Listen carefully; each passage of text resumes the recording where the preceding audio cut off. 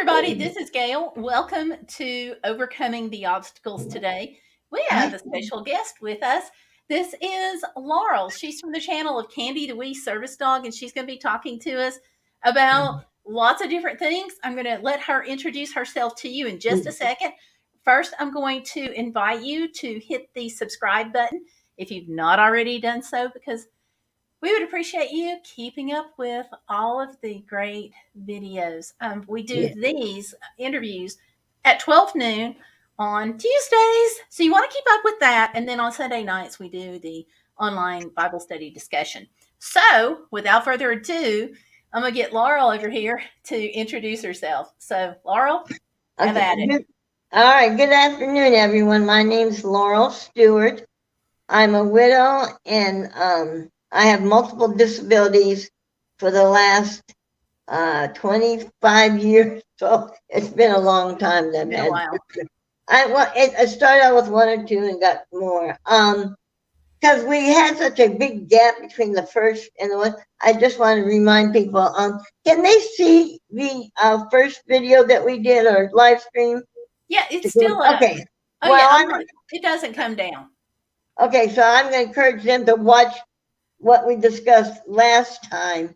And then what I wanted to do today was just for a few minutes spend time on misconceptions, misunderstandings about ADA law and service dog laws and all that kind of stuff. Okay. Now this is from, I want to make sure we let everybody know that this is from our experience. We're not legal advisors or anything like that. And I'm going to link the link for service dogs from the Department of Justice, who administers the ADA law and oversees. Well, that's what I was going to say too. I'm going to put that in the description box. Okay, yes, and then tell them to go to certain. Like if you don't want to read all those different laws, you can go in there and say the ADA service law, and it'll go to that part of the ADA thing. Rather, if you want to know what ADA describes as a disability. And then the thing is, you can be disabled and not need a service dog. True. You know, yes. It's the degree of disability that matters. Right. Well, your disability has to substantially either limit or keep you from being, going out in public. So, for instance, if you have agoraphobia, so you might have a dog that helps you have confidence to go out in public that you otherwise would stay home and be like a recluse. Other things, there's mobility and different issues, but you have to have a disability that substantially limits or prevents you from, doing what they call ADA, activities of daily living. Activities of daily living, and this pertains to the public, yes. But the misconception that a lot of people get, and we'll just briefly say this, I won't say more. The ESA and a service dog, both you have to have a disability for. But the ESA is not trained as a service dog. They basically help with it's for mental disabilities, and that you do have to have a letter on file. And what that does is, like, if you live in housing, whether it's public housing or privately owned, and they don't want dogs, you present that letter, and that shows that your doctor recommends that you have an emotional support animal. Because that only works for housing. It doesn't work for going into stores and restaurants and business. Right. That's what I'm saying. Yeah. So ESAs are strictly for housing. It used to be for flying, but you can't do that no more. People with ostriches and all kinds of silly things. But what I was going to say was, sometimes your ESA can become a service dog. You can owner train your dog, but you're taking on a big responsibility of training the animal, and that's what will happen with Candy. She was originally my ESA, but she started naturally learning to two of my disabilities, and and like I'm not a professional dog trainer, and I'm not a dog behaviorist. A behaviorist does the mental, psychological stuff. But I have friends that do those things. So they helped me out on that. And so I trained Candy from being just, my ESA to being my service dog. It took me, and the reason it didn't take me as long, usually it's about a year and a half, 2 years to train the service dog. It took me about 6 to 8 months, but she was already an adult.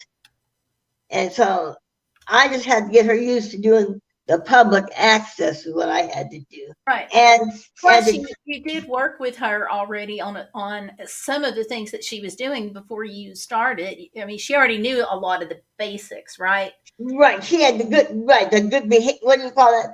What is that? It's good behavior, puppy manners, those Yeah, kinds of terms.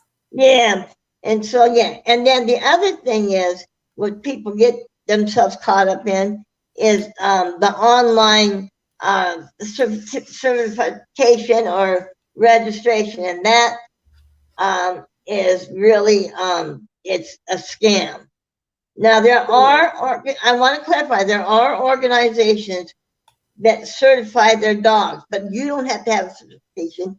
That certification is for you and you only, so you know that they have did intense training. For instance, there is an organization in our city. It's a big one. It's regional. It's for Ohio, Kentucky, Indiana, I think even Illinois. And what it is, it's called the what is it? It's the organization. What is it? The Cincinnati Association for the Blind. Now, what they do, they actually have a whole team of breeders. So they'll have some that breed labs. There's ones that bring Goldens. There's ones that do the German Shepherds. There's ones that do the Poodles. Now, they breed them, and then they temper test which ones are going to become service dogs, and then they specifically train the dog for something that's either severely visually impaired or they're blind, because they couldn't own or train their dog to do the things they needed to do. So that's why they go through an organization. But I will say, as somebody who has done both, it is very difficult to train your own service dog. It can be done, but I strongly recommend, from the POV of somebody who has been there, that if you're not used to training dogs, get a trainer. Even if you only get a trainer to spot check you here and there, go ahead and do that, because there are a million and one different ways that you can mess up your service dog training without ever needing to. Exactly. And it's really easy to mess up And service dog training. Not only that, Gayle, you have to have the fortitude to do it. So in other words, you can have, like I have 5 different friends. 3 are behaviorists and 2 are animal trainers. They used to do those competitions. What do you call them?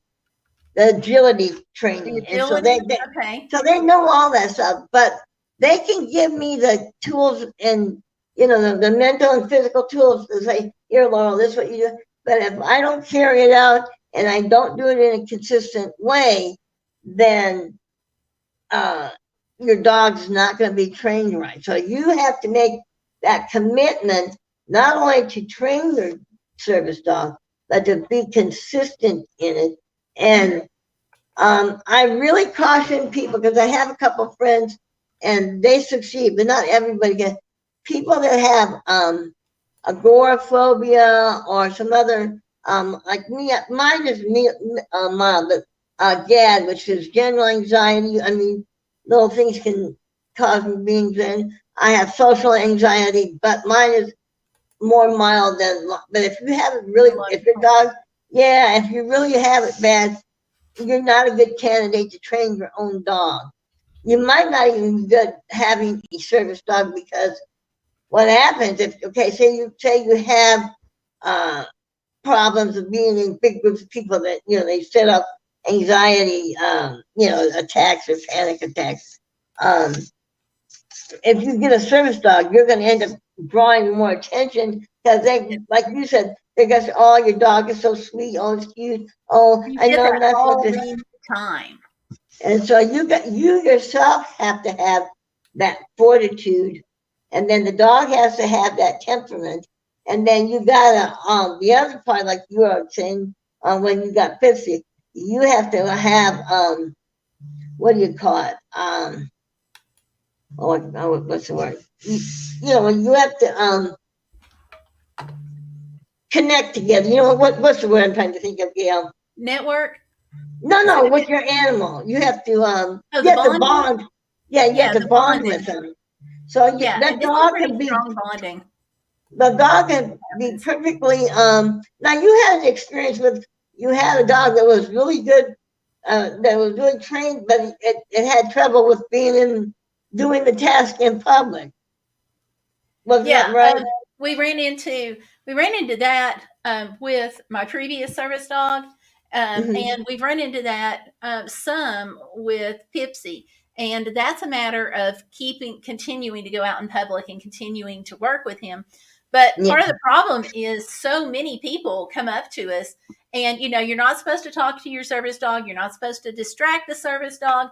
But so many people come up and they're like, "Oh, you are so cute," or "Oh, I just really want to pet you because I'm just huge dog lover and I really want to just reach down and I just want to scratch your ears, but your mom won't let me." And I'm like, "Don't distract the service dog, please." Yeah. So one of the things that I've come up with, and I can talk more about this in the next episode, is I Mm-hmm. have a little card and it's got his paw print on it. And the Okay. little card tells you, this is what he does. This is the name of the program I got him from. Oh, okay. And I hand him this card and I'm like, this is his paw print on it. And this tells you a little bit about disabilities. It says to go to the ADA website and stuff Right. like that. So it's just a real simple little thing that I hand them.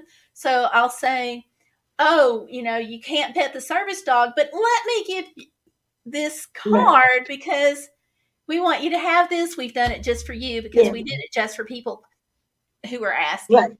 Yeah. Well, now I want to I talk have. about too. I was looking at Okay. the other screen over here for a few minutes, looking up the service dog law, which I just posted Right. in the chat. Right. But I am listening to Laurel even when I look at the other screen here Okay. because I'll be going back and forth some as we Oh, look yeah, up I do. I various see the law. things. I just wanted, I know you know that, but I Yeah. wanted to let the people at home know that. Yes, I'm glad you did post that. But what I was going to say was, when we were talking about the cards. Now I have cards, but my cards are different because I'm kind of making her like a business. So Right. that's why it's Candy that we serve on. So I have it's two-sided, but I on the one Well, you want to direct them to your right, channel so they well, can get more and information. the one on Facebook is where I do most of education, and I tell people that I'm not a professional. I've done this with my own dog. I when Candy was younger, I did it with friends. So we did group. There was a group of there was 10 to 14 of us at any given time, and we went on outings. Like we all went to Cheesecake Factory, or we went to the Toledo Zoo, or we went to the aquarium. We did group activities with all these dogs. And so we learned from each other then. And within that group, there were some professional trainers that now are training their own service dogs. So they gave us tips and stuff and, how to, like, what's the word I'm going to say? When sometimes when an incident comes up, like for instance with Candy, she was jumped on. Now this was by unfortunately by the organization I mentioned, but the dog was still in training, and the person that was blind was there with his with the professional trainer, but the trainer wasn't paying attention, and the dog jumped on me, and it didn't try to hurt Candy, but rather it treated her like a toy.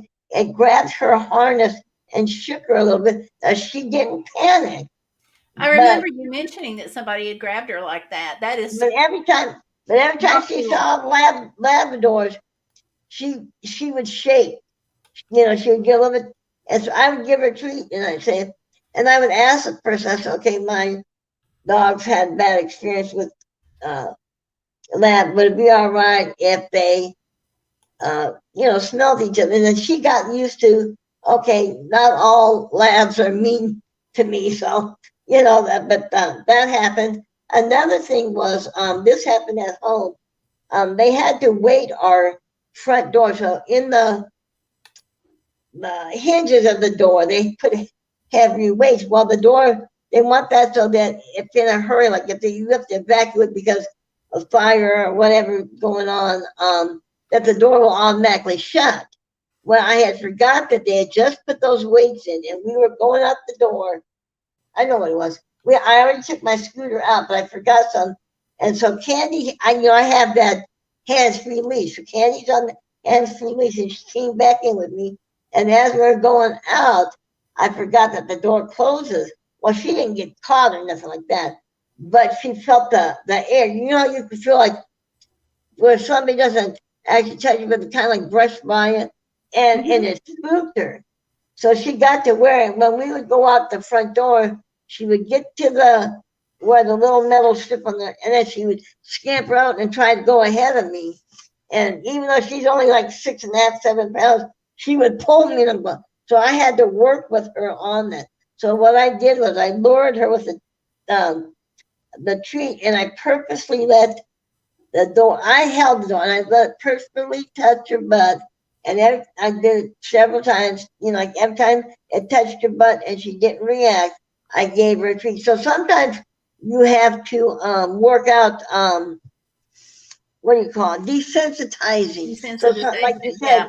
right. So if you don't catch those kind of things with your service dog when they're learning, again, like you said, you can mess up your service dog if you Well, don't yeah. desensitize to things like that. Well, and there's more than just that. I mean, like for me, I had always heard that the way you teach a dog to sit is you say sit, and then you give a gentle pressure on its Right. backside, so Right.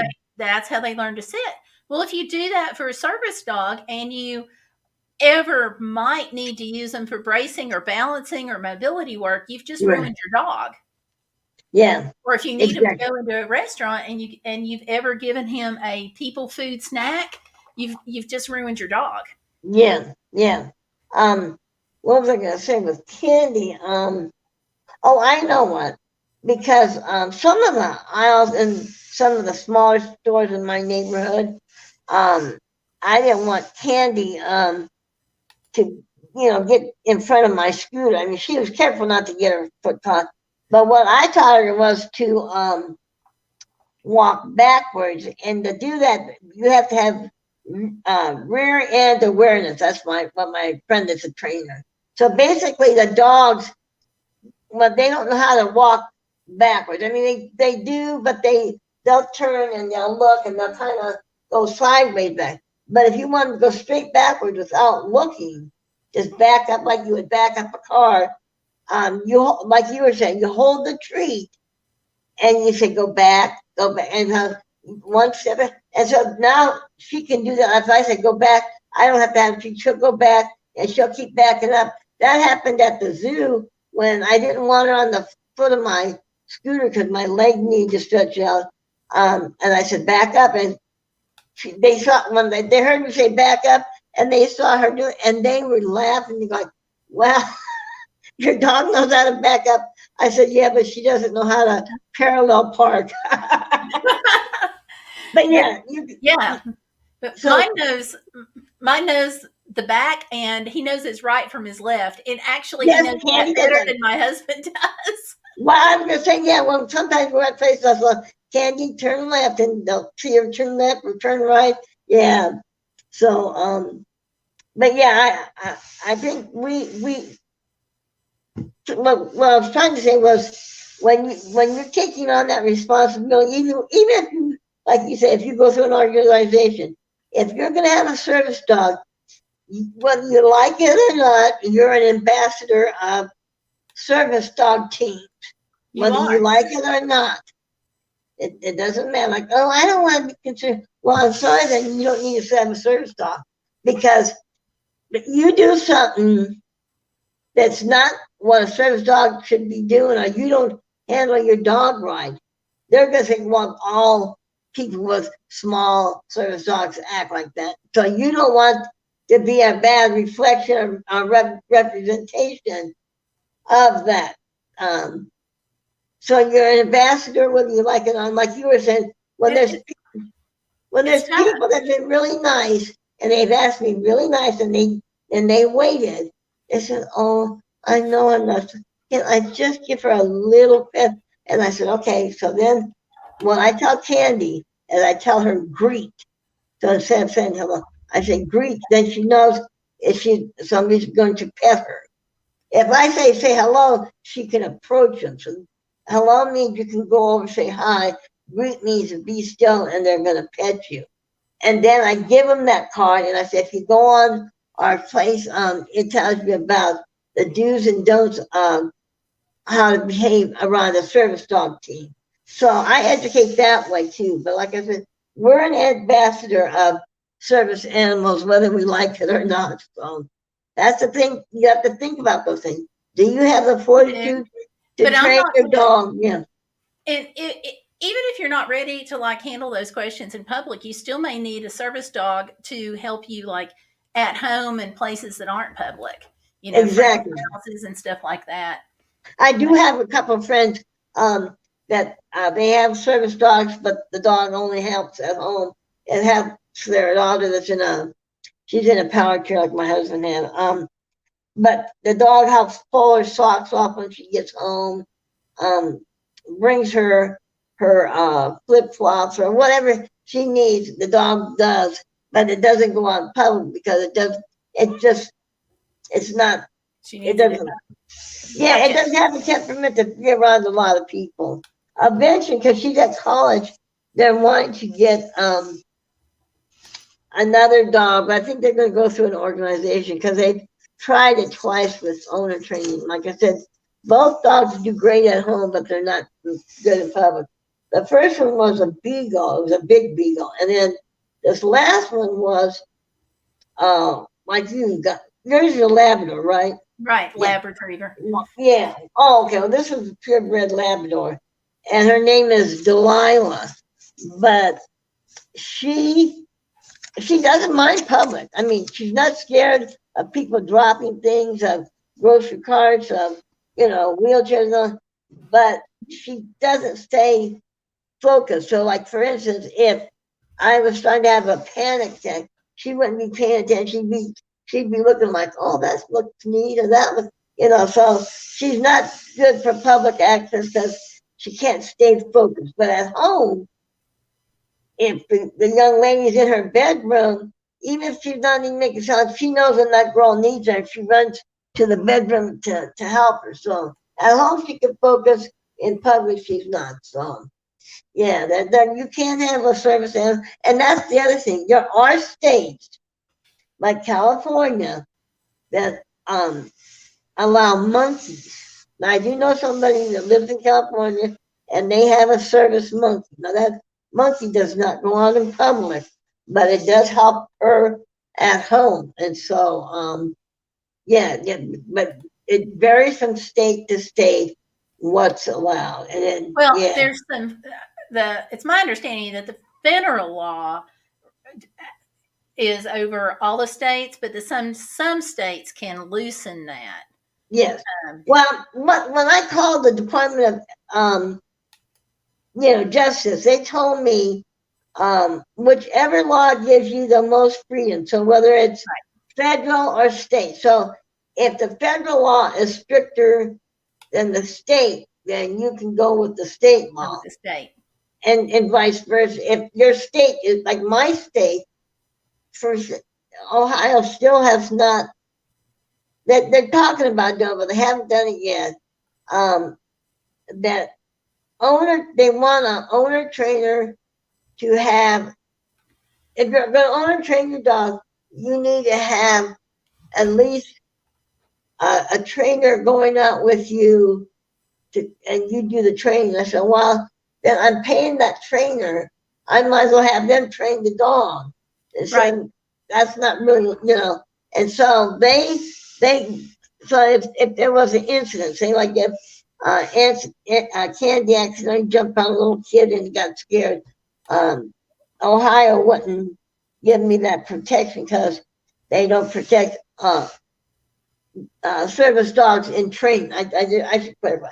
They do, if your dog is fully trained like Candy, then Ohio would. They do protect owner trainers. I should clarify that. Ohio does protect the rights of an owner trained service dog, but it's the service dog that's in training. So if it's a service dog in training and your owner trained, they don't protect it until it's fully Right. Now, trained. I know ADA law doesn't protect service dogs in training either, but there are some states that will recognize service dogs Exactly. because it's a little bit like, I mean, think about it because you've got to train your dog somewhere. Or if you're with a program that's training dogs, they have to train the dogs somewhere. Yeah. So it's really difficult to train them to on how to act outside if you can't take them outside. You're right. And then there are some places like for instance in Alaska, their laws are looser because you're sometimes way out yonder. And if you were to go to classes, you would have to travel so much and back and forth, and it would be with the weather and stuff, it would be hard to be able to attend the classes regularly. So they do. They're a lot looser on the owner training, and there's another state down south. Well, now I think if you're owner training, you can train the dog as you see fit. Right, but I'm just saying some states are looser on that because they know that you're farther out. I don't know if it's Mississippi, so don't quote me on that. It could be Mississippi, but it's a state down south where a lot of the rural areas, again, people can't get to go to classes. It'd be like a 2-hour drive just to get to the class for a 30-minute. So you're talking about 4.5, 5 hours Right. just to go back and forth to the classes.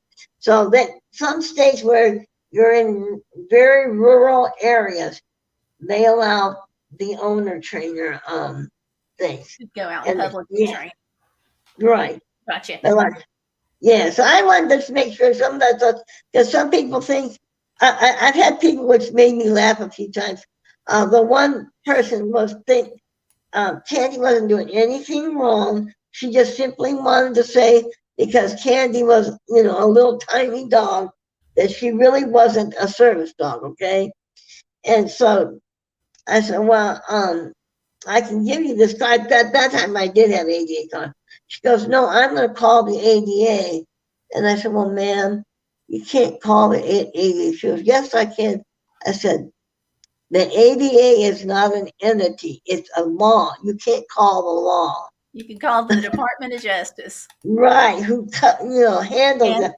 But she's thinking you can call the ADA like that like that's a group of people. And it's not. The ADA is a law, and the Department of Justice oversees how that's interpreted. I just had to let. She kept telling me she was going to call the ADA on us.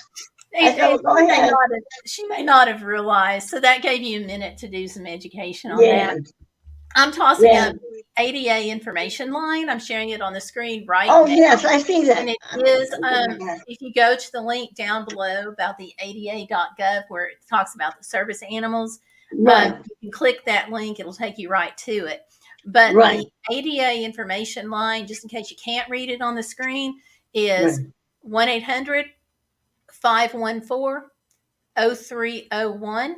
If Oh, you need yes, a I do see that at the TTY, top. yeah, Yeah. if you need a TTY, it's 833 Mm-hmm.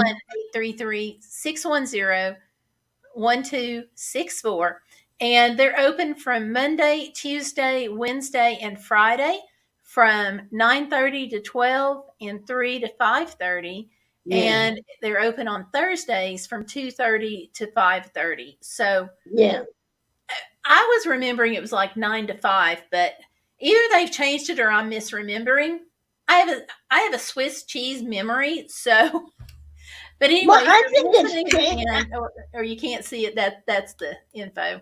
Yeah, I think they've changed it, though. I think, to be honest with you, They yeah. might have. Yeah. But yeah, but like I said, I just wanted to clarify that because it makes me laugh when people say they're going to call the ADA. Go Yeah, ahead, Clark. they may not understand because there's a lot of misinformation out Well, no, there I as told her, far as I stuff like explained it, that. and I explained it, and I showed her the card. I said, ADA means, uh, you know, you know what I'm trying to, and she tried to say, oh, but I can call. I've talked to her before, so I just let it go. But I thought it was so funny. She was going to insist on us, calling the ADA on us because Candy is too tiny to be a service dog. And Laurel Granny Monster is in here and she's saying Oh yeah. In the FAQ, is there anything you'd expound on? And I believe you're talking about the service dog FAQ on the service dog law. Is that correct? I hope I'm interpreting that right. Okay. So you're saying frequently asked questions? Uh huh. Okay. Well, I'm talking about from my own experience. I wasn't talking from ADA. Is she referring to ADA frequently asked questions or just me Yeah, in but general? from your experience, is there anything that you want to add some information on that it's like in the FAQs? Oh, So, okay. like Well, one of the yeah. FAQs is what questions can a covered entity's employee ask to determine if a dog is Oh, a yeah. service No, dog? yeah. The only two laws they can ask is that a service dog? And well, actually, they kind of say in our state they say, is that a service dog needed Yeah. for You want a me to read it? disability? And the answer is yes. And the second question is, what task does it perform? That's where people get mixed up. Yeah, You I'm do going to not show have this to, on screen too. you do not have to Okay. explain. When I have a panic attack, Candy gets on me and does blah blah blah. No, when they're asking what task does the animal do, it's like, you know, mobility, um, a medical alert, medical response, um, retrieve or whatever. So yeah, so that's what they're asking. You do not have to go in detail and say, "Oh, I have PTSD, and when I have panic attacks, my dog licks me to get me out of whatever I'm disassociated." You don't have to go into that personal stuff. You just Right. say, yeah, you just say, like I said, medical alert. Now, Candy does both. She's medical response and medical alert, but she's also psychiatric, and I don't like to use that because too often they Yeah. think that People get that confused with ESA big time. well, no, not even that. I'm talking about me personally. They think, oh, let me back away. She's crazy. They have that kind of perception, like, Gotcha. oh, your dog's gonna keep you from, going nuts. And I do want So to toss out something on these general rules. I just put that one on the screen. What questions can a covered entity's employees ask to determine if a okay, dog is a service animal? Let me just read right, to you right quick what it says for the people who are yeah, listening later. And it says, in situations where it is not obvious that the dog is a service animal, staff may only ask the two specific questions of one, is the dog a service animal required because of a disability? And two, what work or task has the dog been trained to perform? Staff right, are not allowed to request any documentation for the dog, require that the dog demonstrate its task, or right, inquire about the nature of the person's disability. So exactly. if if somebody argues with you, it's like Laurel just said, just medical alert or seizure alert or right, medical response. You don't have to go into it, but right, it's kind of an aggravation for me a little bit because right. with me, I think it's pretty obvious that Pipsy's a service dog, and people don't get it because I wear a leg brace. Okay, it's pretty obvious that I have a Yeah, leg brace, and I have Pipsy walking around with me, and he's in this special mobility harness, yeah, and people still don't get it. Um, so they'll ask me, is he a service dog? And I'll say, well, yeah. And then the next thing is, well, what does he do for you? And number one, you're not supposed to ask. And number two, you just want to go, really? I'm oh yeah, standing here holding on to his harness. I'm going to share a picture of him right quick from Instagram of him wearing his outfit so people can see what I am talking about. yeah. But these harnesses are really pretty expensive. You're not going to just stick some dog I in a know it. $400 or $500 harness and then pass him off. Right, But right. there he is in his regalia, in his gear, whatever you choose to call it, Yeah. and people are still like, Now, now I do. I still have Candy wear um a harness. It's a harness vest that says service dog, just because um like you said, so people don't wonder. They see me in the scooter and they see the dog wearing that, so that helps keep that from asking questions, or saying that she's not a service dog. The thing is, they don't have to have any identification. They don't have any. They don't have a special harness. They don't have to have a harness that says service dog, or anything like right. that. And that's called working your dog naked. So that, Well, um, and it's not required that you're. right. That's a good point. I'm going to pull up question number 8. And I'm going to flip this on the screen too so people can see Okay. it because I want everybody to know. Um, and you can talk about working naked while I'm looking for this. Okay. Well, the other thing is, they think that the dog is not really working if they have some kind of cute outfit. Because sometimes, like for Easter, Candy and I wear matching outfits. Or at Christmas, she wears like a little snowsuit because she gets really cold. She does wear shoes, and sometimes I like it to match. So she's got a red snowsuit, she's got some red shoes. Just because they're dressed cute doesn't mean that they're not working. Like, for instance, I'll give an example. Does your doctor, when they holidays, do they maybe wear like on St. Patrick's Day, wear a green hat, or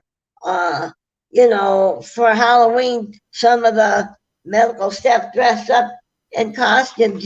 Right. Do you think they're less professional or less knowledgeable in what they're doing? No, they're just No. having a little bit of fun. And so the I have same thing, I have a picture of Tomlin, my previous service dog, yeah, wearing a hat, and he's still a service dog even though he was in a hat. yeah, Whoops, I did. Where did it go? Hold on. okay. I'll pop it back up here in a second. Well, I do have a couple of friends that have the standard poodles. You know how big they are. Oh yeah. And sometimes when they Now go to get them, they're being used a lot for service dogs. oh yeah, that's cute. I love that. Yeah, but he had his little hat on, but he was still working. Yeah, So he looks like your hat, well, the Be Bodacious hat. yes, Yeah, that's but exactly what it is. I He have a, picked it up, and the service dogs, they're dogs, very yeah, very well trained dogs, but they're still dogs. And so he picked the hat up and was starting to chew on it. And I'm like, this isn't going to happen. If you're gonna do this, you're gonna wear it. So I plopped it down on his head, and he was just like, oh, this is kind of cool. So, yeah. But I have a friend that right. has a standard poodle, and so when it goes to get groomed, sometimes she does, and it's safe. People get worried about it, but they use the safe kind of dye on the dog. So sometimes for Easter, she might have the dog wearing orange and pink and, like a rainbow color, or sometimes for Christmas wear red. So just, where they've got the food, the hair around the ankles and the little hair on the head, she'll have that, temporary dye. And they're going, oh, I don't think a service dog should be looking like that. If she wants to have Yeah, a little I fun, got that one day. I had yeah, the lady pretty much bless me out because I had I'll I have Pipsy in a purple tail, and I'll yeah. see if I can pull up that photo real quick. Oh, yeah, And you did she's say like, something about that "Oh, before to how can?" me. Yeah, she's like, "Oh, how can you do this to the dog that you're claiming is a service dog?" And I'm like, "Pretty Yeah, easy. You go to the store, you buy the dye, you put it on his tail, right. And and it's safe. then It's not, dangerous to the animal. right." That's the other thing, yeah. But for me, where I travel so frequently, and if you follow my other channel, you know that like I Right, don't stay home. right. Um, I do it for my reason is to help make him a little more recognizable. If he was to, heaven forbid, I stop at a rest area, and if he was just to like take off running and I wasn't able to get him back Exactly. or something, Yes, yes. which I would have heart attack over. But if that happened, then I'm picking up the phone and I'm calling the local animal shelter saying, "Hey, I need you to help me be on the lookout for a yellow Labrador retriever that has a purple tail." Yes, Otherwise, exactly. I'm picking up the phone and I'm saying, "Hey, I need you to be on the lookout for a yellow Labrador retriever." Well, Yeah, until this year, Labrador retrievers were the number one dog. So there are a million yellow Labrador retrievers out there, right. and they Yes, all look the same. right. But like I said, that doesn't make your animal less of a service animal because you want to Right. have a little fun. Like I just bought Candy a whole bunch of nude little dresses. Hold on. Why don't you talk and I'll go grab them real quick. Okay. Well, I just pulled up a picture of a lab on the internet, and here's one, and here's another one, and there's another one. And so, like, if you go into my Instagram feed, you're going to see these same kind of eyes looking back at you. So, trying to make them a little more distinctive there. Um, Okay, now so, let me get but, this thing. there's always got to be a couple of bad apples in every bunch. Okay, well, so You're get like, get don't ready do to that. laugh now. Get ready to laugh. Okay, I like to laugh. There's her Okay. wardrobe. You like all the little colors? She's got a sundress. Look at this. This sundress. She's gonna wear that on Easter. It's got pineapples, and it's like got the ties like little girls wear a Oh, tie. Yeah. So she got there, and then here's a couple other ones that I can. So look, that's so cute. and what it is she gets cold even though she's a double coated dog because she's so tiny. She still gets cold. Like she'll still wear clothes up if it's a breezy 70. Okay, it could be 70 degrees, but if it's kind of breezy, she needs something that's lightweight, and those are all Right. cotton, so it's breathable. And so those keep her from feeling shivering. And then, of course, she's got to have matching shoes. So that blue dress she has some blue shoes. The pink dress, she's got pink ones. If you tell me she's got purses to go with these outfits, I'm going to die. No, I'm going to tell you, she did have a couple of matching mini backpacks that were basically it was a harness with a backpack, but she can't wear those key ones anymore. Because remember, I told her that's how her that remember she had that fatty Bowman. she had that fatty non-cancerous tumor. Normally they don't operate, Right. but it got irritated by that. She ended up with a cyst, and then that's the other thing. People argue about she's not a long-haired Chihuahua. I said yes, she is, but when she was 2 years old. She had to be shaved from above her shoulder blade down to her hips.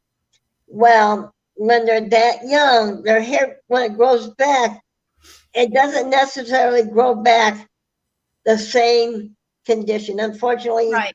um, it might not be as thick, it might not be as long. Some have uneven patches. Thankfully, hers is an even coat, but it's not as thick and as luxurious as it was when she was younger, and you can see that. She And had much speaking of longer coats, hair Laurel, then. I'm showing the picture of you and I at the restaurant where Oh, we met, yes, and yes, Candy's got her little jacket on, yes. Oh, little yeah, blue that was jacket. that was her bomber jacket. Yeah, it's got the pleated. That's the, yeah, I call it her biker jacket. Yeah. Oh, and since you Cute. brought that up, Now when you're with talking about, Pacer, I don't have with Pipsy, I don't have to worry about him because he's got a double fur coat, but I still sometimes put him in a sweater. Like yeah, when it was like 3 degrees outside, I threw a sweater on him. well, like I said, Candy has that double coat, but like I said, because she's so tiny, it doesn't take as long for her to get cold as, I mean, like the circumference of her waist is really like the calf of my leg. So that doesn't take very long to get To get cold. cold. Even, No, it like I doesn't. said, up in, depending on the weather, between 775. If it's breezy, she's gonna wear a cotton shirt, and then people will say, "Oh, you're gonna make that dog sick." When I said, "Nope, my vet already knows." And because she has the lighter, she's a fawn color, but some are white, and they can get sunburned. That's another reason when even when it's warm, she will wear a dress. Now, what I do, like if we're at the zoo and it's getting like towards 80, I have a spray bottle, so I'll mist underneath the dress, and so that makes a cool layer for her to keep cool, but it protects her from getting sunburned. Because the vet said I could put there's a dog safe sunscreen, but Right. it's just as messy as the human stuff, and I'm not going to rub over her, and then it gets on my clothes and stains my clothes. So I'd rather just cover her little skin up. But regardless of how you dress your dog or don't dress your dog, it doesn't make them less of a service animal.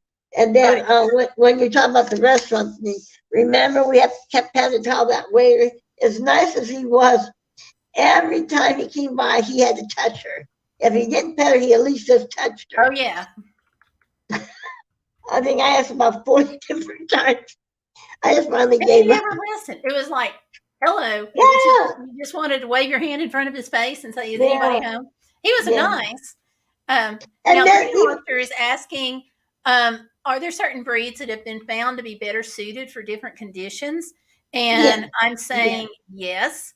And I'm telling her that small dogs are often preferred by like seniors who are in apartments because of space. They yes, can still alert. They can still open cabinet doors if you have a pull on them that they can reach. They can yeah, still go get the phone. If you, one advantage that they may have is if you drop something and it goes to a really small area, you've yes, got a smaller dog going into a small area that a larger dog may not fit into. yes. Um, That, I want to expound on that. how big is Candy? How much does Candy weigh? Well, now because she's a little bit older, they're allowing her to weigh 7.5. For many years she was only 6 pounds, but she's 10 years old, and a little bit extra meat on her keeps her, like I said, more warmer. But I wanted to expound about what you just said. Now I forgot. I lost my train of thought on what Okay, you. sorry. What did you? No, I'm just kidding. What was it you just said now? Oh, about the senior, about the type of dog and all that. With little dogs, they think that when you say about picking up like keys or whatever, that is called mobility, but it's light mobility. So Okay. that so people don't know what that. So when you say like Chihuahua does light mobility, how can they don't get that thinking like the no, she can pick up things, she can, and sometimes. Light mobility means that she might, like Candy, if I'm walking, she will tap my leg, and if I don't pay attention, she'll nose bump my leg. That's considered part of mobility. She's telling me, "Hey, sit down, you're going to fall down." She also does, um, like some people that, especially like with anxiety, have deep pressure, and they think little dogs can't do that because they're thinking that a big dog's going to lay down, can lay down on you and ground you so you don't, have this big panic attack. But little dogs can do it, but it's in a more specific area. Like when my hernia is flaring up, Candy will lay like I'll just show this, but if I need, she would specifically lay right on my hernia, even though she's not that big. She's big enough to, and believe me, she can make herself. I said, Candy, make yourself heavy. She leans in, and she can hold that down until that hernia stops, Starts to spasming. release. Yeah. Okay. Or like if she catches me in the early parts of a panic or, you know, uh, anxiety attack, she can lean on my chest, and then she leans her head on my neck. And if I don't decide, she'll start licking my ears, my nose, those are called your orifices. So they're the openings on your face, so your eyes, your nose, your mouth, your ears. When a dog does that, it stimulates whatever. I can't remember which is the hormone that calms us down. Is it It's not. serotonin? Is it serotonin? I was going to say that it might be, but whatever it stimulates that hormone so that it helps you calm down from you come out of the panic or attack much faster. So she can do that. She leans, and believe me, she leans heavy on me. And then if because I have that hand-free leash, sometimes, like I said, even though she's only 7 pounds, if she really wants me to get back to that scooter, she'll start going. And because I don't have the muscle strength because of all my conditions, I have to go with her because believe me, she can really pull you. People didn't believe us. They said she should be like doing that. What did they do up there in Alaska where the dogs pull the sleds? Matching. Yeah, Candy should do that. They said because they said they felt how I've let people see how hard she can pull. She can really pull, and with that being a bungee type of hands-free cord, she can really tell. So that would give me okay, yeah, you're serious. I better go sit down right now. Okay, right. I'm gonna do it. But yeah, speaking of mushing, I just have to toss out that the Iditarod just wrapped up a few days ago. It was won by Ryan Reddington. Like nobody's watching the shows but me is probably going to care. No, I just thought I'd toss that out there. I don't really know the names, but I do like to watch that. But yeah, it's fascinating. Now on the deep pressure therapy, I also want to toss out that there's a lot of different reasons why a dog can be trained and help with by doing deep pressure therapy, right, which is a task. People with PTSD, depression, autism, sensory conditions, anytime where a person just needs to be grounded are big things. But with me personally, one of the two things that I have going on is my previous service dog was trained to help with seizures. So he would lay down on top of me because I have grand mal seizures. Yes. And he was trained to lay down on top of me and do his deep pressure therapy that way to try to keep me from thrashing around as much. Right. The other thing is where I have the nerve damage in my leg, I can feel this red hot poker iron heat pain. I understand. And then my legs immediately seize. But having the dog do his DPT, lay down on my leg, and I have to be in a certain position. Yeah. The heat and the weight helps make that seizing of that muscle relax better. Exactly. And faster. And then so yeah.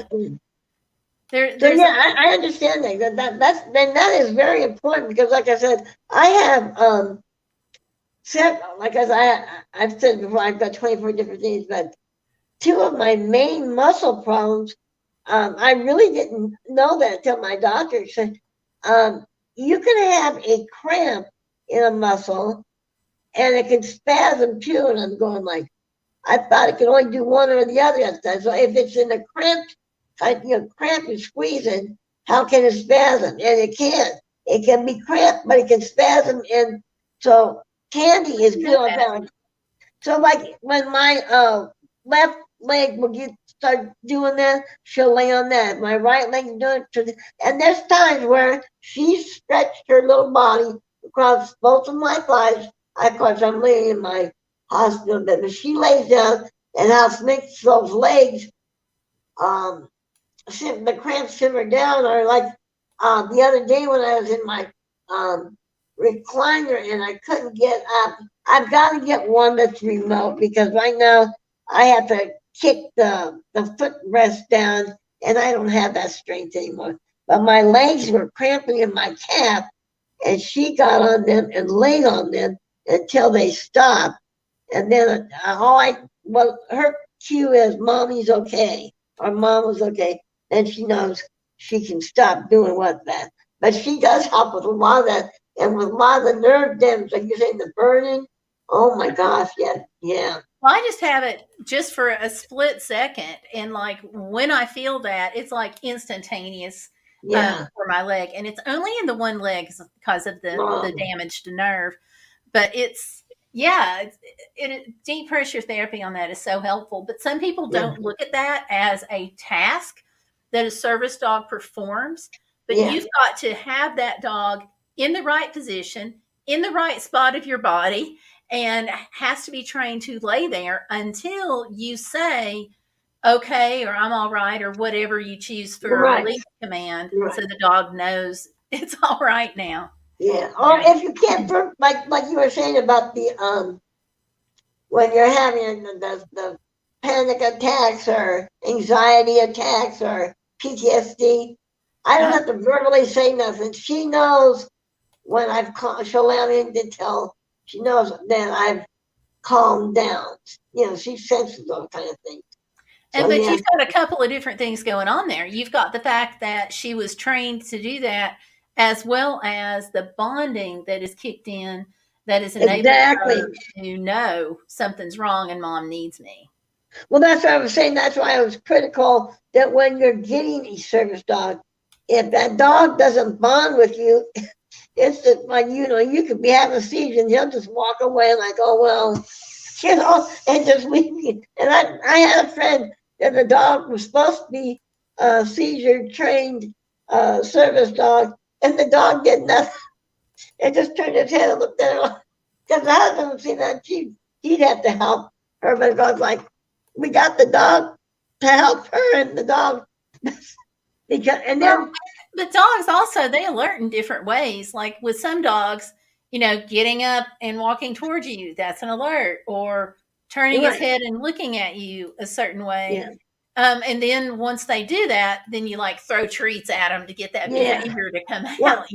but So, but but the dog ended up liking the husband more, and then eventually, so they went and got another service dog, and then that dog became his, and then he ended up developing some disability. So the dog was bonded to him, and so the dog did tasks for him, but it didn't want to work for her, so it preferred males. She would have liked to known that it didn't care for female humans. I mean, it didn't mind, but it wasn't. It preferred male humans rather than female. So like usually with a program, you're going to know whether that dog likes females more or males more, well, or not necessarily. I think with the program dogs, at least the program that I got him through, yeah, I was concerned, like what if this dog only likes guys? But yeah, he's, you know, they tell you, basically put other family members aside and let the primary family member, for the first little yes, bit, take care of everything, feeding, walking, petting, playing, everything, cuddling, yes, which with my dog is a real big deal. But it, and then that facilitates that bonding. And then once the bonding seems to be there, Yes, then you can back right, off a little bit. right. That's what I had to tell with because Siobhan really liked candy, but and sometimes I did need Siobhan to help me when I first was having candy. But yeah, so they come to you for all their needs. You know, their social, emotional. You know, the going to potty, eat, drink, and all Everything. that. Yeah, and like you said, that helps solidify that bond. Yes.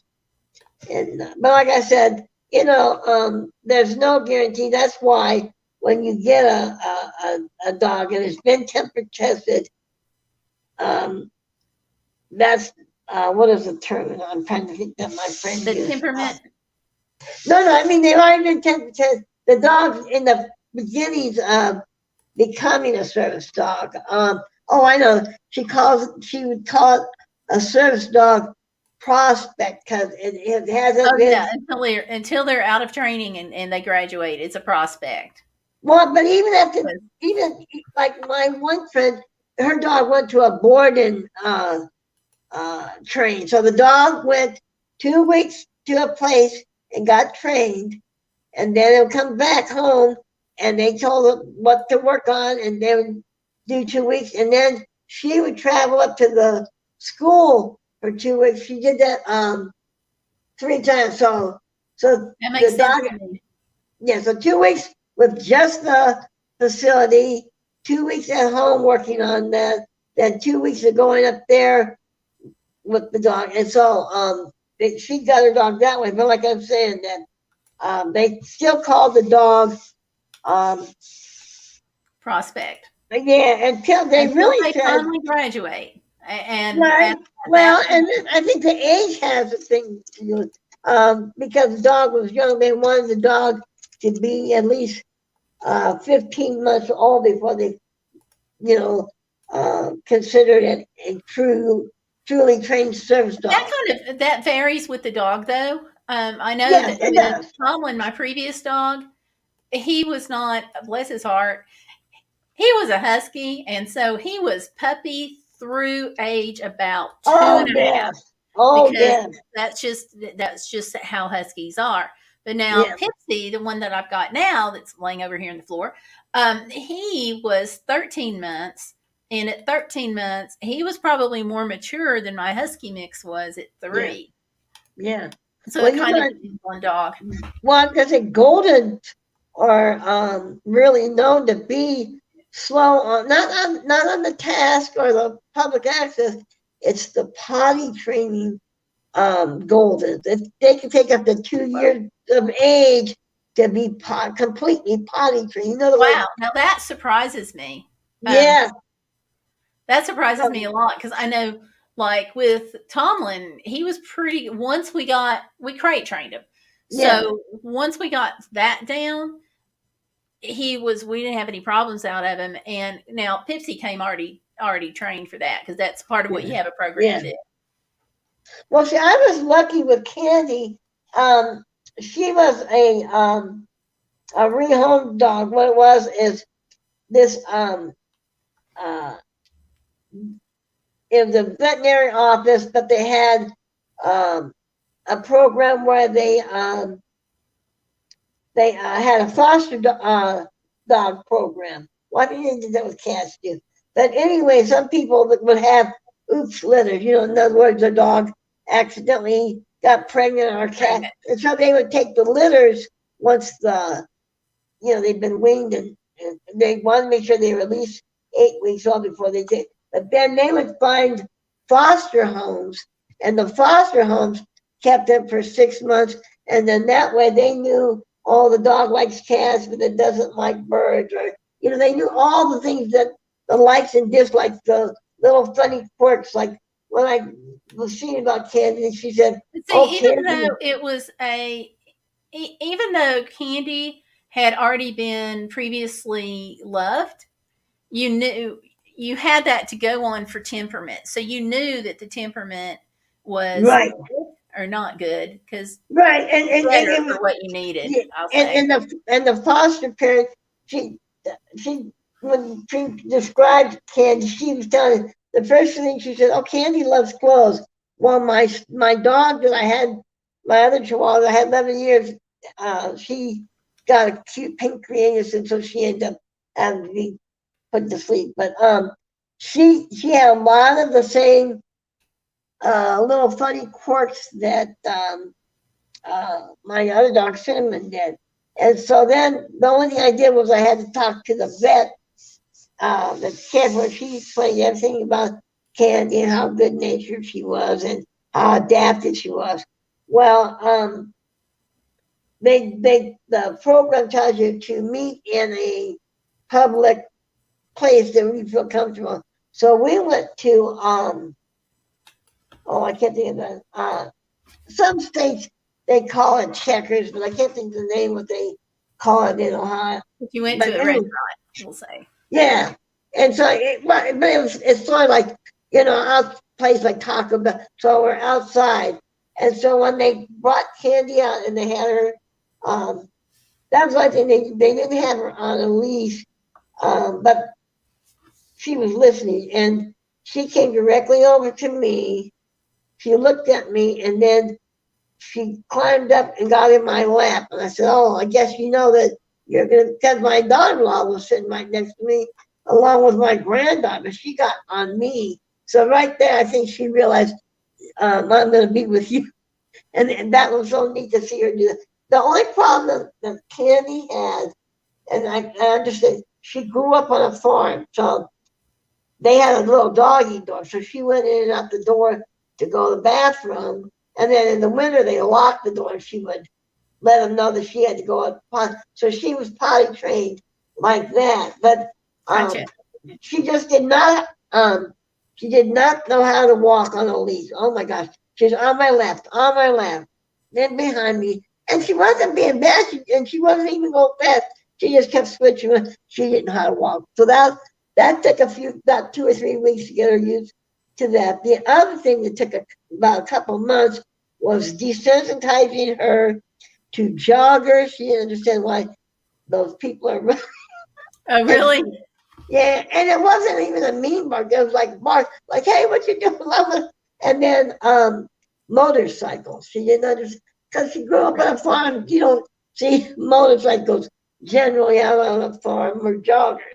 In my neighborhood, they have a lot Now of. that's been one thing that's been really cool about Pipsy is he's desensitized to like everything. We can go through with a car wash with this dog and he just lays there. Oh He's kind yeah, of okay. I'm well, done. see, but it didn't take long. So there was one gentleman, the Candy liked, and we'd sit on the patio at the park complex I lived at. And so he got to where he would hold Candy on his motorcycle. And then he got to where he turned the engine on. And then a little bit later, he would rev it up. And then he would ride around in the parking lot. And then finally, I had one of those doggy carriage you can either put on your chest or on your back. And he wore that, and she was in that pouch. And then there's a little leash thing about that one. You hook the leash on so they can't get out. And then there's like a little drawstring so they can't get out. And he rode around in the neighborhood on his motorcycle, and she loved it. But then she got where she saw it, and she'd be crying that she wanted to go for a ride, and he would give it to her and give her. So that desensitized her to that. And then the jogging situation, I purposely went out. There's a park bench, and like I said, lots of. Sometimes there was groups of jog because there's like 5 different colleges, so they'd have Okay. runners. People And walking their so dogs around her. and Maybe so that's a good idea. so I kept seeing all the joggers, and I said, "I know you're trying constant. Would you mind stopping and just give her a quick pet?" And they do that, and then some of them were nice enough. I'd give them a treat to give to her. So then she realized, hey, joggers are not no problem. So then she doesn't even care about joggers anymore. But yeah, I had to desensitize her to that, and then the leash training was, like I said, she was little, but man, she could wrap herself around. I said, are you Yeah, gonna they be can with get me? really tangled up until they learn how to walk on the leash. Yeah, yeah. Well, that Hey, was your need for me. we're just about Oh, out of yes. time. Can you, Yes. is there anything else you want to say before we go, or anything you want to elaborate on? Well, like I said, what I've said both last time and this time, just make sure you know what you need, big little dog, um, what breed you're familiar with, or if you've never had a dog, do your research which dog would be good for a first time a dog owner. Just know that you're, like I said, you're going to be an ambassador to service dog handlers, and that you're going to have people, even though, like you say, oh, don't pet them, they're going to still try to pet them, or they'll call or whistle at them, and you can't. You cannot get, you know, what am I saying? You're not Get, supposed to get mad at him. Is that what you're fixing to yeah, say? yeah. I'm saying you don't want to get angry and then like I said, you want to. I mean, there's sometimes like, hey, don't let your kid hit my dog. That's a different situation. But I Yeah. mean, if they're I just don't get mad asking, at kids, but I sure do get mad at parents sometimes. And like the other day, I think well, I know I told you I did a video on it on my other yeah. channel, but we were out in Well, in now a but see, supposed service dog that growling wasn't. and barking. Yeah, I did see that. And that was a more aggressive situation where those dogs were really being, yeah. But I'm talking about like when people just ask to pet the dog, or they come up, oh, no, I'm not supposed to pet him, and they give them a quick Doing that. pass. Yeah, and so you don't want to get mad and blow up and like, why did you pet my dog? You don't want to be like that. You just want to say like, you really distract my dog, and I have some medical. If she's not paying attention, I can have some serious problem. They'll say, "Oh, I'm sorry." I said, "That's okay." And then, like I said, I give them a little card. If you want to learn more about how to be around service dogs team, just check us out. And then, so but like I said, you have to be an ambassador. So you have to know how to keep your cool. But then, like I said, when you're in that kind of like, when that guy kept letting his dog jump on me, and the guy's supposed to be the trainer, the blind man doesn't know that this dog is doing that. And I said, look at you, every time you come by, you let that dog jump on me in my scooter, because And there's they're not always supposed over to do by that. the. So then I did get a little bit irate because he's the dog trainer. Yeah. Why the dog trainer? I was really concerned that these dogs were going to come out of, they were in the shopping cart. Number one, no, um, which is a big tip off. But Right. I'm going to post the video link too, because I really thought these dogs were fixing to come out of the buggy at my dog. So And you know normally what? I'm nice, but And you know I what? perceived it to be a little dangerous there. So It was. And the thing is, people don't understand that your service dog, no matter if it's a little dog or a big one, they're trained not to react. So if those dogs came after Pipsy and wanted to bite him on his leg, he's not going to really do nothing to them. well, And I would hope if it's self defense, he would figure it out. But yeah, well, but Tomlin, really, bless his heart, uh, we were at a state park with Tomlin one day, and this little um, dog came up, and he came up. The owner was a few feet away, and she was talking, and she had him on one of those really long oh, I leashes, know, and yeah. yeah, the retractable ones. So he came up, and he got right in Tomlin's face, probably no more than a foot away at maximum, and starts growling and snapping at Tomlin. And Tomlin just looks at me. He's like, really? It was just a little, like a chihuahua, maybe a small chihuahua or a mix, maybe. Mhm. Really a small dog. If Tomlin, being a 90-pound husky that I had at the time, if he had decided to snap at that dog, it would have been all over. Yeah, but So ignore is a really good. yeah, but the flip side is that little dogs can move fast, so they could come up behind Tomlin, bite him on his hind quarters, and run before he could even turn around to get him. And they could sink their teeth and do some damage to a muscle in their body. So yeah, um, Well, But like I fortunately, it said, all worked out. And I yelled yeah, at the lady. I was like, not like I did in this video. I yeah, was just like, yeah. hey, your dog.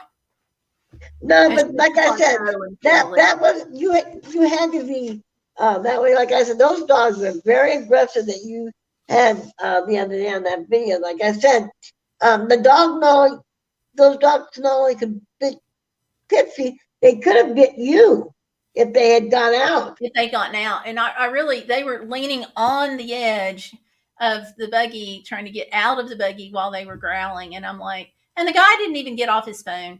Yeah, I know, I saw that. I But mean, I'll tell you I put the one link down in the description, in the yes. chat on the But video one here. But one last thing. okay. I this was when we lived this one neighborhood. There was a couple. No, there's three chihuahuas running the neighborhood. They kept the dog people kept trying to catch them. Well, this one lady, she wasn't that old. She was only about 49. Apparently, these dogs came together like in a pack, and they bit both her ankles. And I didn't know that you have a big artery in your ankle, and she was bleeding. They had to have the ambulance, and they had to put a tourniquet because she was bleeding a lot from these little dogs just biting her ankles. So I mean, it sounds funny they're ankle biters, but little dogs can cause some major damage. So there's no place for those kind of things going on. But yeah, but next time, like I said, I will have some actual tasks that Candy does and ways that her and I are in sync. Like I said, when I tell her to put her head in her dress and then put her left arm in, put your other arm in, and she does that. And same with when I want her to take it off, I hold the dress or the coat or whatever, and she backs out of it. So she kind of just, it's like if you're pulling a sweatshirt off, kind of reaction. So I'll have some of those videos. What do you want? Do you want me to send it to your messenger or where do you want me to send Yeah, those you videos? can, or if they're links, you can just send me the link. Okay, well that's what I'll do. And then, um, are you able like to speed them up? Yeah. Okay, and then so that's what I said. So you don't I'll have have to to wait. download it and adjust it in an editing program, but it won't be any problem. But no, I think that would be kind of funny to watch how fast she can get in the same thing with taking off her shoes and putting her shoes on. That's So fine. thank you for having. Thank I hope this you. I hope this helps people understand whether you have a service dog or you're around and how to behave in a way that's best for everybody. Yeah. I hope so too. And I want to thank you, Laurel, for being on Overcoming the Obstacles. You're awesome. Oh, And I appreciate it. And I want to It's thank been, everybody for listening. Don't forget to give me a like on the video and yes, make sure you hit the subscribe button if you're yes, not already subscribed so you can get all the updates on all the videos yes. and all the live streams.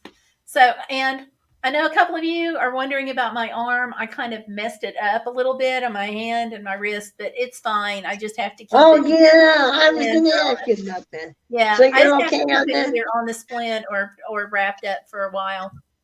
Oh, okay. I'm Is that supposed your to get a dominant splint. I hand? just actually haven't. They were out of all things at the Uh, doctor's office. is that your dominant hand? Yep. Oh Of wow. course, it's my dominant hand because that's what the way life works, right? You always, if you're going to have a problem and you're going to break something or get a bad sprain, it's always going to be your dominant hand. It's just It's just the way it works, at least with me. Yeah. That's just the way it is. So, anyway, I want to thank everybody again for coming Yes. out, and thank you, Yes. Laurel. And you all Well, take thank care. I'll you. see you Sunday night on the Bible study discussion live stream at 9 p.m. I think Oh, Stellar might be able to help me with what that. about Saturday? Oh, that's on the other channel, Saturday at Oh, 7. okay. I got you. Don't Okay. worry, I'll still be here Saturday at 7. Okay. All right. All right, y'all. Take care. All right. Goodbye. Thank you. Bye.